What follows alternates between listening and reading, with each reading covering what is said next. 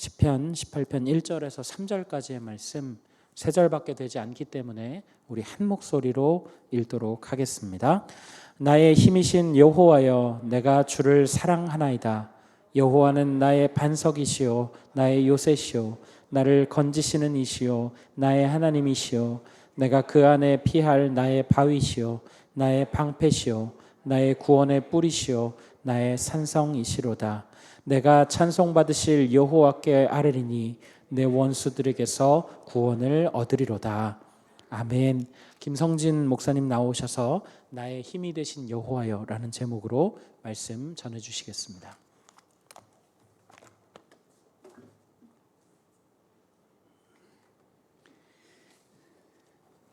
영신교회 성도님들 반갑습니다. 걱정해 주시고 기도해 주신 덕분에 코로나로부터 잘 회복되었습니다. 감사합니다.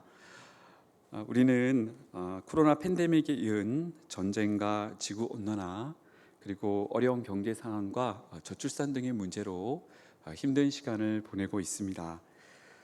그런데 이것뿐만이 아니지요. 때로는 인간관계 문제로, 자녀 문제로, 또 건강과 재정 문제로 우리는 신음하며 괴로워하는 일을 겪곤 합니다. 우리는 항상 꽃길만을 걷길 희망하나 늘 형통하기를 원하나 우리의 현실은 그렇지 못할 때가 참 많은 것 같습니다. 이런 현실 가운데 우리가 어떤 마음으로 살아가야 할까요?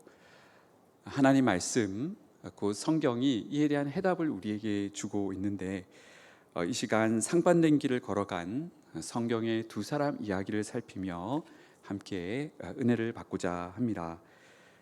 오늘 소개해드릴 두 주인공은 지금으로부터 약 3000년 전 이스라엘의 왕으로 활약했던 사울과 다윗입니다. 잘 아시다시피 사울은 이스라엘의 초대 왕이었고 다윗은 제2대 왕이었습니다. 사울과 다윗의 유사점은 하나님이 직접 세우신 왕이라는 점입니다. 하나님은 이들을 왕으로 세우실 때에 이들이 하나님 뜻대로 통치하기를 원하셨습니다. 다시 말해 참 왕이신 하나님의 뜻대로 백성들을 다스리는 신본주의적 통치를 하기를 원하셨던 것이죠. 문제는 사울은 그 기대를 저버리고 하나님께 버림받는 비운의 왕이 되고 말았다는 점입니다. 반면 다윗은 하나님 마음에 합한 하나님이 기뻐하시는 왕이 되었는데요. 아니 무엇이 이런 차이를 만들어냈던 것일까요? 먼저 사울 왕의 몰락을 함께 살피겠습니다. 이스라엘에 아직 왕이 없을 때에 하나님은 사울을 이스라엘의 첫 왕으로 세우십니다. 하나님은 선지자 사무엘을 사울에게 보내셔서 기름을 붓게 하시고 사울을 왕으로 임명하십니다. 사울의 초기 왕권은 모든 것이 잘 되는 것처럼 보였습니다. 사울에게 하나님의 영, 성령이 임하기도 했고 또 하나님의 도우심 가운데 암몬과 같은 대적들로부터 나라를 척척 구해냈습니다. 전쟁에서 승리를 경험했던 것입니다. 모든 것이 잘 되고 권력의 최정점에 있었던 사울, 그가 하나님의 은혜에 감사하며 시종일관 신실하게 겸손하게 참 왕이신 하나님의 뜻을 받들어 계속해서 바른 통치를 이어갔다면 그의 남은 삶이 얼마나 복됐겠습니까? 하나님은 그의 왕위가 계속 지속되도록 복을 주셨을 것입니다. 그런데 사울은 결국 실패한 왕이 되고 맙니다. 뭐가 문제였을까요? 바로 그가 하나님의 말씀과 명령을 저버리고 하나님 중심의 삶을 떠났기 때문입니다. 몇 가지 예를 보실까요? 한 번은 블레셋과의 전투를 앞두고 있는데 제사를 집도할 사무엘 선지자가 빨리 오지 않는다는 이유로 섣불리 자기가 제사를 즉 번제와 화목제를 집도해 버립니다. 하나님의 명령을 깡그리 무시하며 말이지요. 또 한 번은 하나님이 사악한 아말렉 민족과 그들에게 속한 것들을 다 진멸하라고 명하십니다. 즉 하나님의 심판을 수행하라 명하십니다. 그런데 사울은 하나님의 명령을 고의적으로 어깁니다. 아말렉 왕을 살려둘 뿐만 아니라 전리품까지 취합니다. 나아가 이 과정 속에서 오히려 자신의 명성과 업적을 드러내려 합니다. 자신을 위한 기념비를 세우면서 백성의 칭찬과 시선에 집중합니다. 후에 사무엘 선지자가 나타나 사울의 이런 모습을 신랄하게 책망하지요. 왕이 여호와의 말씀을 버렸으므로 하나님이 사울을 더 이상 왕이 되지 못하게 하실 거라 경고합니다. 자, 이런 충격적인 선포를 들었을 때에 사울은 회개했어야 됐는데 회개를 하지 않습니다. 이런 놀라운 선포에도 계속해서 변명만 늘어놓습니다. 하나님보다 사람을 의식하며 참 회개의 자리에 나아가지 않았던 것입니다. 결국 하나님은 사울을 버리셔야 했습니다. 사울로부터 얼굴을 돌리셔야 했습니다. 이런 최대의 위기 속에서도 안타깝게도 사울은 계속해서 회개하기를 거부합니다. 잠시 뒤에 우리가 자세히 들여다보겠지만 사울은 인간적인 술수와 방법을 동원하여 자신의 왕위를 병적으로 지켜내려 합니다. 군대와 백성들을 동원해 하나님이 다음 왕으로 세우신 다윗을 죽이려 합니다. 하지만 그 모든 노력은 결국 수포로 돌아가고 그는 결국 블레셋과의 전투에서 비참한 최후를 맞이하게 됩니다. 여러분, 사울을 보면 참 안타까우시지요. 그런데 사울의 모습은 우리의 모습이 될 수도 있습니다. 여러분, 사울은 하나님을 모르지 않았습니다. 그는 하나님이 선택하여 세우신 왕이었습니다. 그는 그 가운데 하나님의 능력을 경험했고 또 하나님을 예배했습니다. 문제는 그가 인생의 가장 정점에서, 인생의 전성기에서 하나님 중심적인 삶에서 이탈했다는 점입니다. 그는 자신의 생사복을 주관하시는 하나님을 더 이상 두려워하지 않습니다. 하나님의 말씀과 명령을 마음대로 무시해도 되는 것처럼 가볍게 여깁니다. 회개의 경고에도 반응하지 않습니다. 오히려 그는 하나님이 왕 되시는 그런 나라가 아닌 자신의 나라, 즉 사울 왕국을 만들려 합니다. 자신의 업적, 명성을 중시하며 자신을 높이려 합니다. 여러분, 우리는 사울의 실패를 타산지석으로 삼아야 할 것 같습니다. 내 인생의 정점에서 내 인생의 말년에 우리는 흔들리지 말아야 할 것입니다. 끝까지 하나님 앞에서 신실하게 믿음으로 살아가야 할 것입니다. 한 통계에 따르면 한국교회 성도님들의 절반가량이 일주일의 성경을 단 한 장도 읽지 않는다고 합니다. 물론 영신교회 성도님들은 예외입니다. 우리 여기 계신 성도님들은 매일매일 성경을 많이 읽으시지요. 크리스찬 청소년들의 상황은 더 심각한데요. 한국교회 크리스찬 청소년들의 약 70%가 일주일에 성경을 아예 읽지 않거나 거의 읽지 않는다라고 합니다. 여러분, 말씀의 뿌리가 빈약한데, 아니 말씀을 잘 모르고 기도도 잘 하지 않는데 우리가 어떻게 일평생 변함없이 하나님 중심으로 살아간다고 보장할 수 있겠습니까? 내 뜻보다, 내 욕망보다 하나님 뜻과 나라를 추구하며 살 수 있다는 보장이 어디 있겠습니까? 저를 포함한 우리 모두가 사울의 실패를 경고 삼아 더욱 주의해야 할 것입니다. 다음은 사울과 정반대의 길을 걸어갔던 다윗을 살피겠습니다. 그는 사울처럼 권력 최정점에 있지 않았습니다. 그는 한낱 양을 치는 목동에 불과했습니다. 사울을 버리신 하나님은 이제 목동 다윗에게 기름을 부으시고 그를 이스라엘의 다음 왕으로 지정하십니다. 처음에는 하나님의 뜻이 응하는 것처럼 보였습니다. 다윗은 하나님의 도우신 가운데 블레셋의 육척장수 골리앗을 단번에 물리칩니다. 골리앗은 무려 키가 280cm였고 그가 입은 갑옷의 무게만 약 80kg였던 것 같습니다. 그런 그를 다윗이 물맷돌 한 방에 쓰러뜨렸을 때에 다윗은 단숨에 국민적 영웅으로 부각되기 시작합니다. 이스라엘 여인들이 이렇게 노래했다고 하지요. 사울이 죽인 자는 천천히요, 다윗이 죽인 자는 만만히로다. 여러분, 그런데 이게 화근이었을까요? 다윗은 사울 왕의 시기 질투 속에서 사울의 원수가 되고 맙니다. 사울은 이제 다윗을 필사적으로 죽이려 합니다. 무려 10여 년 또는 그 이상 다윗은 사울을 피해 목숨을 건 도주를 단행해야 했습니다. 여러분, 그런데 뭔가 이상하지 않습니까? 하나님은 분명 다윗에게 기름을 부으시며 다음 왕이 될 것을 약속하셨습니다. 분명 그에게는 확고한 약속이 있었습니다. 그런데 그는 장구한 약 10여 년의 세월을 처량한 도망자 신세로 살아가야 했습니다. 한 번은 다윗이 자신의 삶을 이렇게 묘사하는데요. 나와 죽음의 사이는 한 걸음뿐이라 라고 말한 적도 있습니다. 이제 곧 살피겠지만 그는 사울 때문에 반복된 죽음의 위기에 직면합니다. 여러분, 다윗의 삶이 이 정도였다면 우리의 삶 또한 고난이 있는 것이 당연하지 않을까요? 여러분, 그렇습니다. 우리는 지금 에덴 동산에서 살고 있지 않습니다. 타락 이후에 악인과 성도가 공존하는 죄와 악으로 물든 이 세상을 살아갑니다.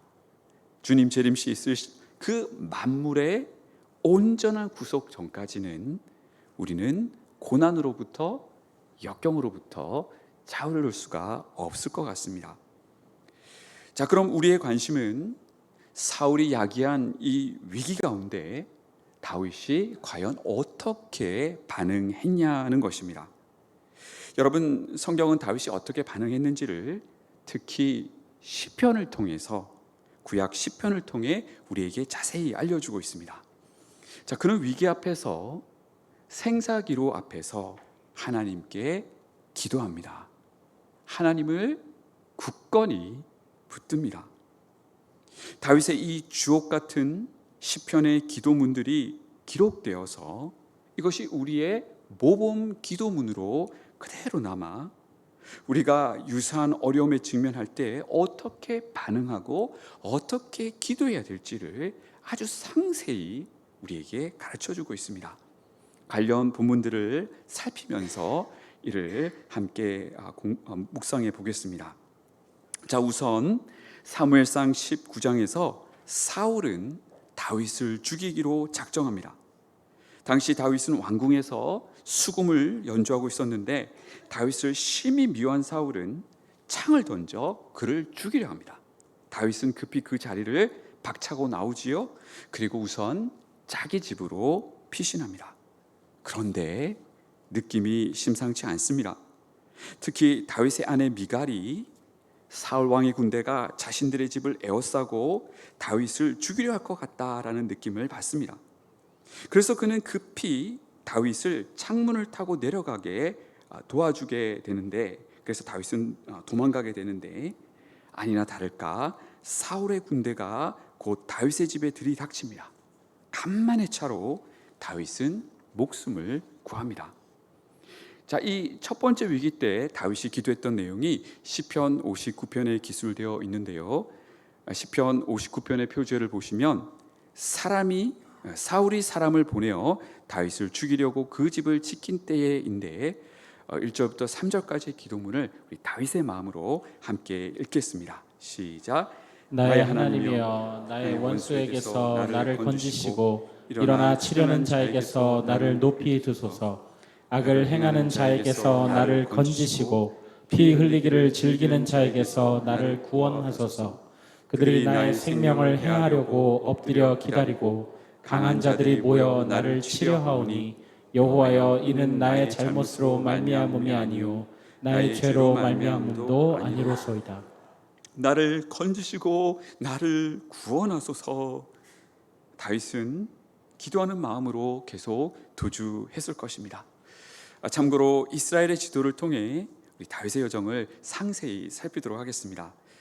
다윗은 먼저 사무엘 선지자가 있던 라마 나요시라는 지역으로 도망갑니다. 사울과 그의 군대 역시 다윗을 쫓아 라마 나요스로 갑니다. 자, 그런데 하나님의 특별한 보호하심이 이때 나타납니다. 하나님의 영이 사울과 전령들에게 임해 그들이 갑자기 예언하는 일이 벌어집니다.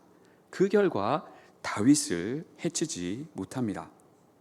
다윗은 이후 기브아로 도망와 요나단을 만납니다. 그리고 요나단의 격려를 받은 뒤 제사장 마을이 있는 노브로 향합니다. 거기서 그는 급히 음식물과 무기를 지원받고 곧바로 블레셋 땅으로 도망갑니다. 여러분, 왜 다윗은 블레셋으로 도망갔을까요? 지금 사울과 이스라엘 군대가 자신을 죽이려고 혈안이 되어 있었기 때문입니다. 사울과 그의 군대의 맹렬한 추격보다 차라리 이스라엘의 원수 나라인 블레셋이 더 안전하다고 느꼈을지도 모릅니다. 자, 그러나 블레셋도 안전하지 않았습니다. 블레셋 사람들은 한눈에 다윗을 알아봅니다. 골리앗을 물리친 그 영웅, 바로 사울이 죽인 자는 천천히요 다윗이 죽인 자는 만만이로다라는 노래의 주인공임을 알아차렸다는 것입니다. 다윗은 또다시 생사기로에 놓입니다. 원수의 본진에 자기 발로 걸어 들어가 언제 어떻게 단칼에 죽을 수 있는 위기에 놓이게 된 것입니다. 여러분, 이때 다윗은 또 어떻게 반응했을까요? 마음속으로 간절히 기도했을 것입니다. 그리고 블레셋 사람들 앞에서 미친 척을 합니다. 침을 흘리며 대문짝을 그적거리며 말이지요. 여러분, 이 위기의 때에 다윗이 기도했던 내용이 시편 56편에 나와 있습니다. 시편 56편의 표저가 다윗이 가드에서 블레셋인에게 잡힌 때인데 우리 함께 봉독하시겠습니다. 시작. 하나님이여 내게 은혜를 베푸소서. 사람이 나를 삼키려고 종일 치며 압제하나이다. 내 원수가 종일 나를 삼키려 하며 나를 교만하게 치는 자들이 많사오니 내가 두려워하는 날에는 내가 주를 의지하리이다. 하나님이여 내게 은혜를 베푸소서. 내가 주를 의지하리이다. 하나님은 또 이 기도에 응답하십니다. 여러분, 다윗이 미친 척한 이 행위 어떻게 보면 너무 뻔하고 통하기 참 어려운 것이지 않습니까? 그런데 하나님께서 기적같이 섭리하시고 다윗을 구원해내십니다. 그래서 다윗은 또 그 위기에서 벗어나 블레셋을 빠져나옵니다. 그리고 이때 자신을 구원해 주신 하나님께 시편 34편의 찬양을 올려드립니다. 시편 34편의 표저가 다윗이 아히멜렉 앞에서 미친 채 하다가 쫓겨나서 지은 시인데요, 우리 1절, 4절, 6절을 한 목소리로 읽겠습니다. 시작. 내가 여호와를 항상 송축하며 내 항상 주를 찬양하리이다. 내가 여호와께 간구하며 내게 응답하시고 내 모든 두려움에서 나를 건지셨도다. 이 곤고한 자가 부르짖음에 여호와께서 들으시고 그의 모든 환난에서 구원하셨도다. 이 공고한 자가 부르짖음에 여호와께서 들으시고 그의 모든 환난에서 구원하셨도다. 할렐루야. 블레셋을 빠져나온 다윗은 블레셋과 이스라엘의 중간 지점인 아둘람 굴에 피신합니다. 사진에서 보시는 것처럼 이 지역에는 이러한 굴들이 여럿 있는데요. 우리 다음 슬라이드 보여주실까요? 어두컴컴한 굴에 숨어 있었던 다윗, 그 마음이 얼마나 찹찹했겠습니까? 비록 이스라엘의 왕으로 기름 부음 받았지만 왕이 되기는커녕 사울에게 쫓기고 또 블레셋에서는 죽을 위기를 겪었습니다. 어디로 가야 할지 모르는 진퇴양난의 상황 속에서 아무런 미래가 보이지 않는 그 절망 속에 다윗은 놓여 있었습니다. 바로 그때 하나님의 위로의 손길이 나타납니다. 하나님은 가장 밑바닥에 있던 다윗, 그런 그와 함께할 400명의 사람들을 아둘람 굴로 보내주십니다. 그들은 이후 다윗의 여정에 함께할 것이고 나중에 그 수가 600명으로 늘어나게 될 것입니다. 사울에게 쫓기는 다윗에게는 큰 위로와 힘이 됐을 것입니다. 이후 다윗은 자신의 노부모를 모압 땅에 피신시킵니다. 그리고 한 요새에 올라가 머물게 됩니다. 자, 성경은 이 요새가 어디인지를 정확하게 명시하지는 않지만, 그래서 학자들 간 이견은 있지만 일군의 학자들은 이곳이 바로 마사다 요새와 같은 곳이었을 것이라 추측합니다. 사진에서 보시다시피 마사다는 약 500m 높이의 사방이 바위 절벽으로 이루어진 천년 요새입니다. 여기에 먼저 올라가 선점을 하면 적들이 쉽게 접근할 수 없는 이점이 있는 곳입니다. 난공불락과 같은 요새를 은신처로 삼았던 다윗, 순간 마음이 놓이고 두려움이 사라졌을지도 모르겠습니다. 또 그에게는 함께하는 수많은 사람들이 있어서 더더욱 그랬을지도 모릅니다. 그런데 하나님은요, 다윗이 이런 요새를 의지하지 않고 내려오기를 원하셨던 것 같습니다. 그래서 하나님은 선지자 갓을 통해 다윗이 요새에 머물기보다는 당장 유다 땅으로 내려오라고 말씀하십니다. 오직 하나님을 의지하고 그분의 보호하심을 의지하는 가운데 유다 땅 헤레스풀에 거하라 명하십니다. 자, 이제 유다 땅으로 내려온 다윗, 그에게 하나님은 미션을 주시는데요. 한 번은 그일라에 있던 이스라엘 백성이 블레셋의 공격을 받는다는 소식을 듣습니다. 이때 다윗은 하나님께 기도합니다. 하나님, 제가 저 그일라 사람들을 블레셋의 손에서 구해줘야 할까요? 하나님은 그렇게 하라고 명하십니다. 그래서 그는 순종하며 그일라 사람들을 블레셋으로부터 건져냅니다. 한편 다윗이 그일라에 있다는 소식을 들은 사울은 대군을 이끌고 그일라로 내려옵니다. 이 위기 속에서 다윗은 또 하나님께 기도합니다. 하나님, 사울이 나를 잡으려고 오는데 그일라 사람들이 나를 배신하고 사울에게 나를 넘겨줄까요? 하나님은 그일라 사람들이 그렇게 할 것이라 알려주십니다. 이에 다윗은 그일라를 떠나 십광야로 이동합니다. 한편 십광야에 이른 다윗은 편안했을까요? 안타깝게도 사울이 계속해서 추격을 하게 됩니다. 한 번은 십 사람들이 사울에게 나아가 다윗이 숨은 곳을 알려줍니다. 사울은 바로 이때라 말하며 대군을 이끌고 또 다윗을 추격합니다. 다윗은 필사적으로 도망가는데 이때의 상황이 얼마나 다급했는지를 사무엘상 23장이 잘 묘사합니다. 우리 함께 읽으실까요? 시작. 사울과 그의 사람들이 찾으러 온 것을 어떤 사람이 다윗에게 아뢰매 이에 다윗이 발이어 내려가 마온 항무지에 있더니 사울이 듣고 마온 항무지로 다윗을 따라가서는 사울이 산 이쪽으로 가매 다윗과 그의 사람들은 산 저쪽으로 가며 다윗이 사울을 두려워하여 급히 피하려 하였으니 이는 사울과 그의 사람들이 다윗과 그의 사람들을 에워싸고 잡으려 함이었더라. 여러분, 영화의 한 장면 같지 않습니까? 다윗은 사울의 군대에 거의 잡히기 일보 직전이었습니다.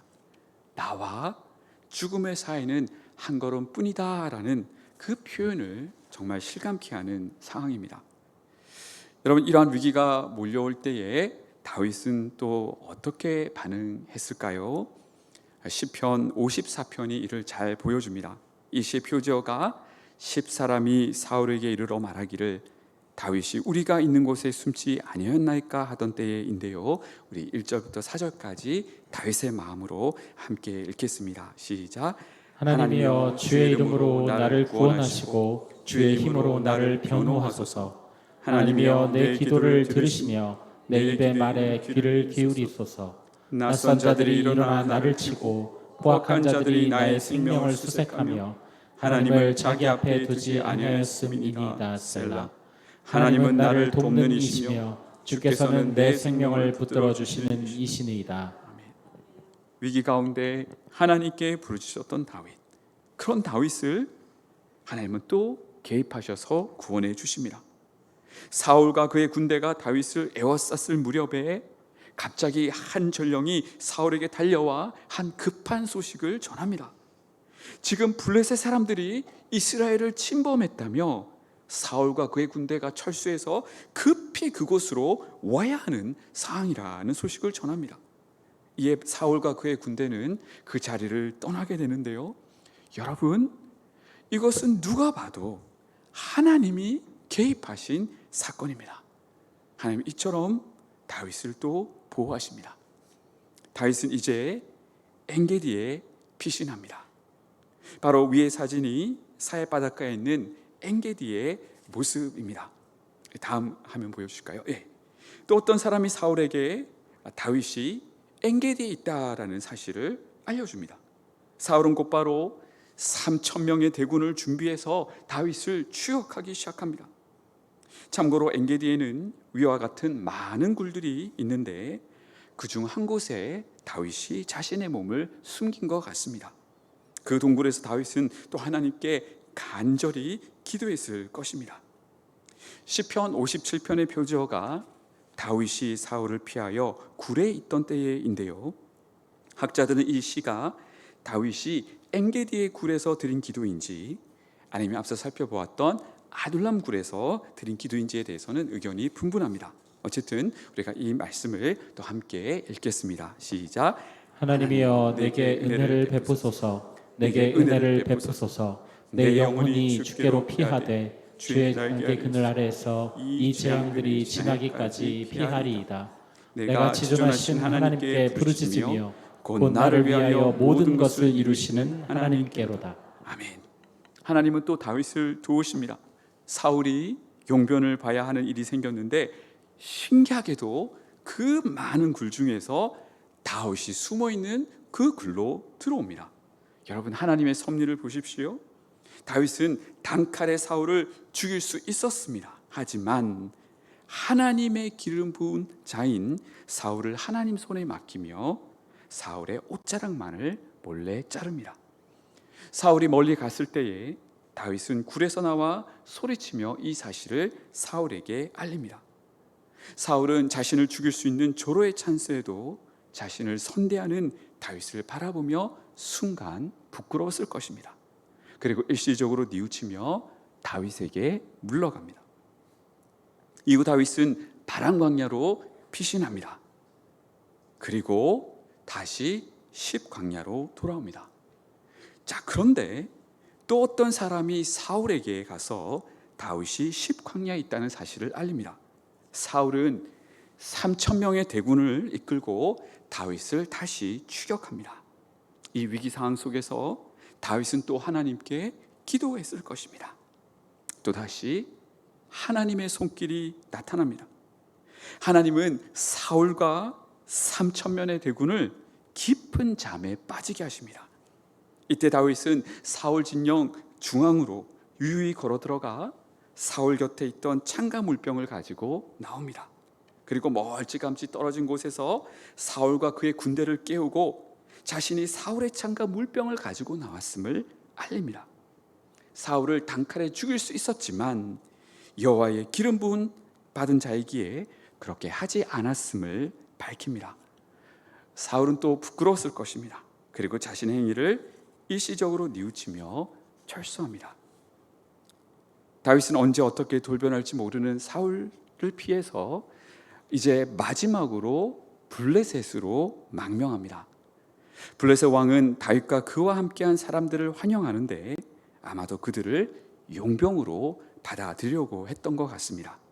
그런데 또 다른 위기가 찾아옵니다. 블레셋이 이스라엘과 전쟁을 벌이려 하는데 다윗이 블레셋 편에서 싸워주기를 요청하는 것이었습니다. 앞으로 이스라엘의 왕이 될 다윗, 만약 그가 블레셋의 편에 서서 이스라엘과 싸운다면 이것은 정말 씻을 수 없는 치욕이 될 것입니다. 다윗이 이스라엘의 원수로 전락할 수 있는 큰 위기의 상황이었습니다. 그때 또 하나님의 놀라운 손길이 나타납니다. 블레셋 왕의 부하들이 다윗이 이 전투에 참여하는 것을 격렬히 반대하게 되는데요. 그 결과 다윗은 이 전투에서 열애됩니다. 한편 사울은 블레셋과의 전투에 나가 비참하게 죽게 됩니다. 하나님을 떠난 삶을 살았던 사울, 결국 이처럼 불행하게 삶을 마감합니다. 이처럼 다윗을 해하려던 사울이 죽은 후에 이후의 이야기가 어떻게 전개될까요? 다윗은 이제 이스라엘의 왕으로 등극하는 수순을 밟게 됩니다. 그리고 이스라엘의 제2대 왕이 되어 하나님이 기뻐하시는 그런 나라를 세워갑니다. 여러분 어떻습니까? 하나님의 사람 다윗도 살면서 수많은 위협과 위기를 겪었습니다. 이제 이만하면 끝날 법도 한데 위기를 넘기면 또 다른 어려움이 들이닥칩니다. 장구한 세월 고난이 지속됐습니다. 한편 다윗은 역경과 위기 속에서 어떻게 반응했습니까? 방금 살핀 이 시편의 말씀처럼 그는 하나님께 기도했습니다. 의지했습니다. 여러분 물론 그가 완벽했다는 것이 아닙니다. 오늘 시간 관계상 다 살피지는 않았지만 그 역시 때로는 믿음이 약해지고 어리석게 행동할 때도 있었습니다. 그렇지만 그는 다시 하나님께로 돌아옵니다. 하나님 외엔 자신을 구해줄 분이 없다며 하나님을 다시 굳건히 붙듭니다. 하나님, 저를 도와주세요. 저를 살려주세요. 여러분 이것이 시편에 나와 있는 다윗의 기도였습니다. 그는 절망 앞에서 죽음의 문턱 앞에서 하나님께 간절히 부르짖습니다. 그리고 그때마다 하나님의 도우심을 경험합니다. 끊임없는 위기 속에서 매번 기적을 경험합니다. 다윗은 이 위기가 다 지나간 시점에서 자신의 삶을 되돌아봅니다. 그리고 고백합니다. 오직 하나님 밖에는 없었구나. 오늘 본문인 시편 18편이 바로 그 내용을 담고 있습니다. 여러분 시편 18편의 표제어가 무엇인 줄 아십니까?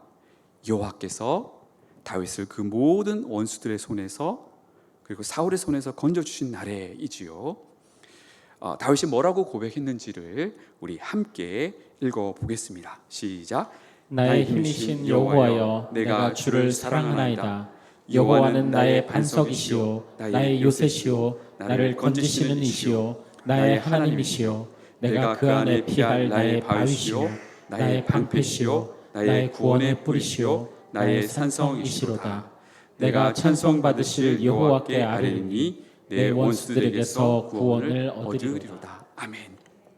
다윗은 자신의 인생을 되돌아보며 하나님만이 자신의 반석이시요 요새시요 피할 바위시요 구원이시다라고 고백합니다.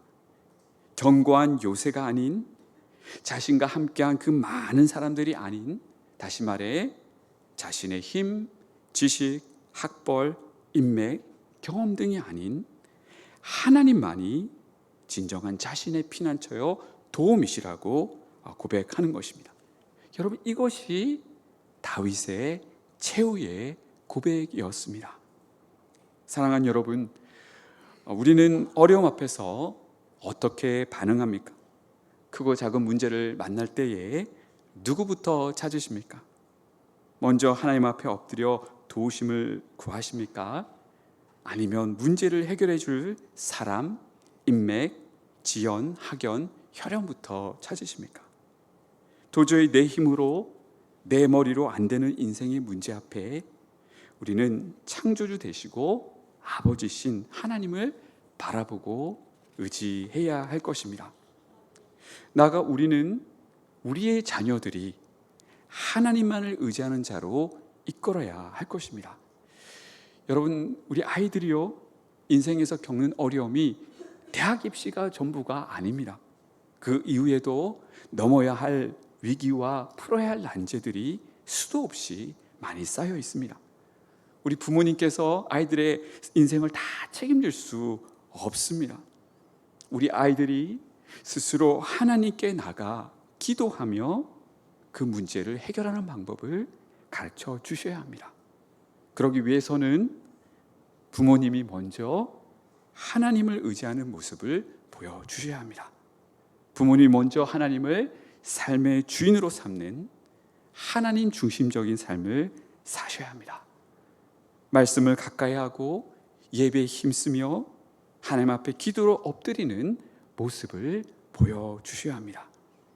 특히 가정예배 가운데 아이와 함께 삶의 구체적인 문제를 놓고 하나님께 간절히 눈물로 아뢰며 기도하고 매달리는 모습을 보여주셔야 합니다. 부모님의 인생, 아이의 진로, 재정 문제, 우리 가정을 하나님께 전적으로 맡기고 하나님을 의지하는 것이 무엇인지, 그것이 어떤 것인지 아이와 함께 기도하며 훈련해야 합니다. 그 가운데 자녀분들이 살아계신 하나님의 역사를 실제적으로 체험케 해야 합니다. 어린아이가 길을 가다 물웅덩이를 만납니다. 혼자 힘으로 건너보려고 애쓰고 고민도 해보지만 좋은 답이 나오지 않습니다. 자신의 능력으로 그 웅덩이를 건너 뛰어보려고 해도 다리가 짧고 힘도 부족합니다. 혼자서는 웅덩이를 잘 건너기가 힘이 듭니다. 이리저리 궁리해보다 답이 없으니 그 자리에서 그 아이는 울음을 터뜨리고 맙니다. 그런데 뒤에 아빠가 걸어옵니다. 아빠는 키도 훨씬 크고 지혜도 많고 힘도 셉니다. 아이는 아빠에게 달려갑니다. 아빠에게 안아달라고, 업어달라고, 손잡아달라고 말합니다. 아빠에게 자신을 온전히 맡깁니다.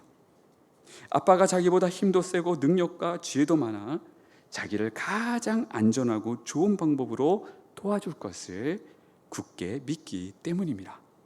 아이는 다른 길, 다른 도구, 다른 방법을 찾지 않습니다. 가장 믿을 수 있는 아빠만 의지합니다. 아빠는 아이를 어깨에 태우고 웅덩이를 건넙니다. 한 걸음에 가볍게 건넙니다. 아빠에게는 그 일이 전혀 어렵지 않습니다. 게다가 아빠는 아이를 아주 많이 사랑합니다. 아이는 주어진 문제 앞에 가장 지혜롭고 좋은 길을 선택했습니다. 아빠를 찾고 의지했습니다. 참고로 이 사진은 제 둘째 딸아이가 아주 어릴 때에 제가 얻고 갔던 사진입니다. 이제 말씀을 맺겠습니다.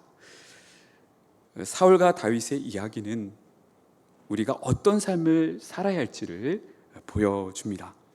사울은 권력의 최정점에 있음에도 불구하고 하나님 말씀에 계속 불순종하고 하나님을 떠나 살다가 결국 몰락합니다.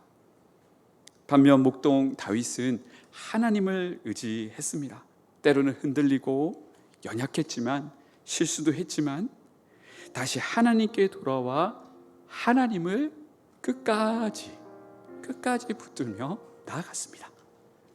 시편의 기도들이 이를 잘 보여줍니다. 다윗이가 보여주듯 그 누구에게나 시련은 찾아올 수 있습니다. 우리 신앙의 선진들 가운데 역경을 경험하지 않은 분들은 아마 아무도 없을 것입니다. 새하늘과 새 땅이 도래하기 전까지는 타락한 이 세상을 살아가는 우리에게 어떻게 보면 역경은 필수 과정이다라고 할 수 있겠습니다. 나아가 우리는 하나님 나라를 위해, 교회를 위해, 말씀에 순종하기 위해 고난을 받을 수도 있습니다. 문제는 이런 역경의 상황 가운데 우리가 어떻게 반응하느냐입니다. 사랑하는 성도님들, 우리 모두 다윗처럼 오직 하나님만 경외하며 그분만을 의지해야 할 것입니다. 시편의 그 다윗의 기도들을 묵상하며 우리도 그렇게 기도하고 그렇게 의지하며 나가야 할 것입니다. 우리는 마지막 순간에 알게 될 것입니다. 하나님만이 우리의 요새시요 반석이시요 구원이시라는 점을 말입니다. 하나님은 우리를 십자가에서 죽기까지 우리를 사랑하시는 아버지십니다. 다윗처럼 하나님을 의지하며 우리를 향하신 하나님의 뜻과 사명을 이루어내시는 사랑하는 영신교회 성도님들 되시기를 간절히 소망합니다. 함께 찬양하시겠습니다.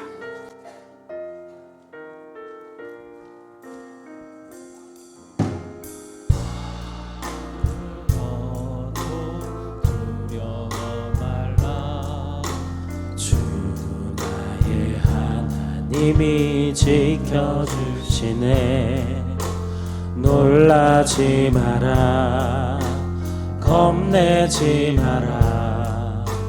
주님 나를 지켜. 우리 다시 한번 찬양하실까요? 아무것도 두려워 말라. 아무것도 두려워 말라. 주 나의 하나님이 지켜주시네.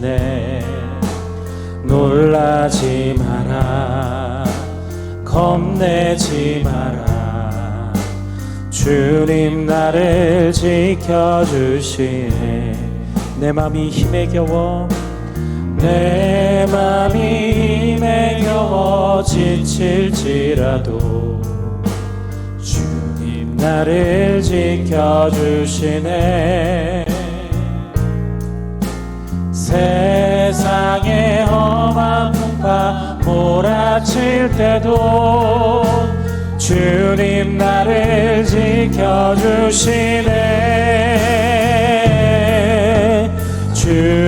주님은 나의 산성, 주님은 나의 요새, 주님은 나의 소망, 나의 힘이 되신 여호와. 내 맘이 힘에 겨워 지칠지라도, 내 맘이 힘에 겨워 지칠지라도 주님 나를 지켜주시네. 세상의 험한 풍파 몰아치 주님 나를 지켜주시네. 주님 나를 지켜주시네. 전심으로 고백합니다. 주님은 나의 산성,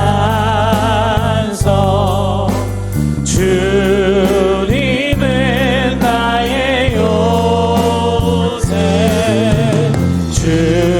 주님은 나의 소망, 나의 힘이 된 주님은 나의 산성, 주님은 나의 산성, 주님은 나의 요새, 주님은 나의 소망, 나의 힘이 되신 여호와. 여러분, 말씀을 통해서 다윗의 삶을 들어보면 어떤 생각이 드십니까? 하나님께서 선택하신 왕이고 분명히 하나님께서 그를 통해 이스라엘 민족을 이끄시겠다라고 하는 약속을 하셨음에도 불구하고 그의 삶이 여전히 풍파 속에 있음을 우리가 살펴보게 됩니다. 그의 생명을 취하려고 하는 대적 사울의 모습으로 인하여서 수많은 시간 동안을 고통당하고 도망다니고 하루도 발 뻗고 잘 수 없었던 그의 고통스러운 그 마음 가운데 하나님께서 여전히 그의 손을 붙잡고 계시다고 말씀하십니다. 우리의 삶에도 어찌 평안만 있을 수 있겠습니까? 여러분, 다윗 삶과 같이 어려움과 문제 속에 있다 할지라도 그 상황 가운데서 여전히 나의 손을 붙들고 계시는 그 주님의 손을 붙잡고 오늘도 하루하루를 걸어 나아가는 것이죠. 여러분, 말씀을 기억하면 이렇게 한번 기도합시다. 주님, 우리가 힘들 때에나 평탄할 때에나 우리와 항상 함께 하시고 인도하시는 그 하나님 아버지 한 분만 바라보며 의지하며 나아갈 수 있는 굳건한 믿음을 허락해 달라고 우리 시간에 함께 소리내서 기도하며 나아가겠습니다. 사랑의 하나님 감사합니다. 주님, 오늘도 우리가 다윗의 말씀을 살펴보면서 주님 그의 삶을 살펴보며 하나님께서 선택하신 왕이시고 하나님께서 그 애를 통해 그 민족을 이끄실 것이라는 확신이 있었음에도 불구하고 하나님 그의 삶에 계속해서 풍파가 있음을 보게 됩니다. 참 어려움과 두려움 가운데 있을 때에도 그를 지탱할 수 있었던 것은 나의 하나님께서 나의 요새가 되어주시고 피난처가 되어주신다는 그 믿음이었습니다. 하나님, 주님, 우리의 삶 또한 주님 평탄함만 있을 수 없는 그런 삶임을 고백합니다. 주님, 그러나 세상에 살 때에 어떠한 상황과 평파 가운데 있다 할지라도, 하나님 어떠한 어려움 가운데 있다 할지라도 하나님, 우리가 두려워하지 않을 것은 주님 우리를 붙잡고 계시는 하나님의 손이 주님 우리를 향하여 계속해서 멈추지 않고 뻗고 계심을 주님 믿기 때문입니다. 주님, 우리를 향하신 주님의 사랑을 기억하게 하여 주십시오. 주님, 우리를 향하신 주님의 그 놀라우신 사랑을 기억하게 하여 주십시오. 주님, 십자가를 참으시고 생명마저 내어주신 그 사랑 가운데 나아가 주님 우리를 돌보시고 인도하시는 하나님의 은혜 가운데 주님 날마다 나아감으로 주님 우리의 삶이 두려움이 아니라 주님 기대하는 삶으로 주님 우리의 삶을 이끄시는 그 하나님의 놀라우심을 경험하는 삶으로 주님 그 인도하심을 목도하는 삶으로 살아갈 수 있도록 하나님 우리를 붙잡아 주시고 인도하여 주옵소서. 주님, 우리의 삶 가운데 그렇게 역사하실 주님을 주님 우리가 바라봅니다. 하나님, 우리를 도와주옵소서. 주님, 우리에게 주님 힘을 허락하여 주옵소서. 주님, 우리에게 그러한 마음을 허락하여 주시옵소서. 주님, 우리가 그렇게 나아갑니다. 하나님, 우리를 도와주옵소서. 하나님, 다윗의 삶을 보면 주님, 우리의 삶도 평탄하지 않겠다라는 생각이 듭니다. 주님, 실제로 우리의 삶 가운데 많은 어려움이 있고 많은 두려움이 있고 많은 문제들이 있습니다. 하나님, 그러나 다윗이 고백했던 것처럼 우리의 피난처가 되어주시는 그 주님, 우리의 유일한 힘이 되어주시는 그 주님, 우리의 생명을 붙들고 계시는 그 주님 앞에 주님 우리가 위로함을 얻고 감사를 얻어 하나님 앞에 나아갑니다. 우리의 생명을 주관하시는 그 주님 앞에 우리가 이렇게 고난을 당한다 할지라도 주님께서 명하신 그 시간까지 주님 우리가 살 수 있으며 주님 우리가 매일같이 어려움 가운데 거한다 할지라도 그 어려움을 이겨낼 힘을 주심에 감사하는 삶을 살도록 주님 우리를 인도하여 주옵소서. 주님 우리에게 그 굳건한 믿음을 허락하여 주시기를 원하옵고 감사드리며 예수 그리스도의 이름으로 기도드립니다. 아멘. 네, 우리 이 시간에 함께 선포하며 나아가실까요? 나는 하나님으로부터 부름받은 하나님의 자녀입니다. 우리는 세상으로 보냄받은 그리스도의 제자입니다. 여러분 그 마음을 잊지 않고 살아가시기 바랍니다. 이 예배 마친 이후에는 또 순장 전체 모임이 있으니 여러분 꼭 기억하시고 참석해 주시기를 부탁드립니다. 그리고 3교구 연합 모임은 기쁨홀에서 진행된다고 합니다. 네, 김성진 교수님 나오셔서 축도해 주시겠습니다.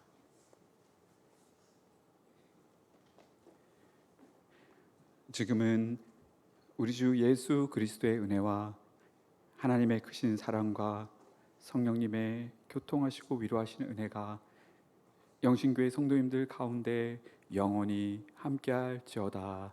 아멘.